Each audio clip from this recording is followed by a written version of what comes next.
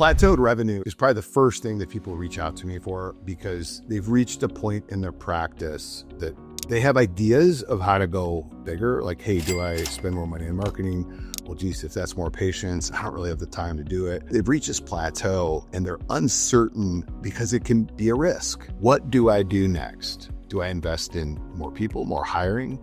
Do I invest in marketing? Do I change my pricing? Do I work more hours? Like, this is the overarching questions that most doctors have when they're trying to increase their revenue. And that's where I come in as a coach, because here's the deal: the answer for every practice isn't the same. Oftentimes, a lot of, consultants or coaches in the healthcare space have like their blueprint. I don't have a blueprint.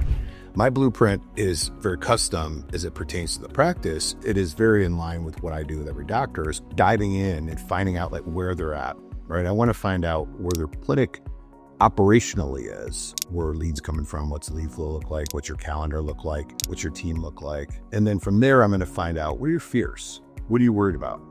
What scares you? Is it payroll? I've had some doctors petrified about payroll. And so I'm like, okay, well, if we're going to hire someone that's $150,000 a year mid-level, I want to help you solve that financial problem so that you feel confident of enough financial runway to get there. So maybe we stretch for 90 days from a time standpoint, and then we start generating a bit more revenue that allows you to feel comfortable with making that move. So whatever it is, we work on that, because one of the biggest challenge is being honest and open about your fears, your concerns, the risks, because we don't know. We've all been in a situation, we're faced with fear, and we overcome it. The most important thing for a doctor to do in that situation, which is where I come in as a coach, is find somebody who has overcome that fear 100 times that can just walk you right through the fire. And with your unique practice as it is, doing the diligence in the beginning for us to understand what has to happen, like the tactical step of, here's the first thing we need to do, then we're going to do this, then we're going to adjust this,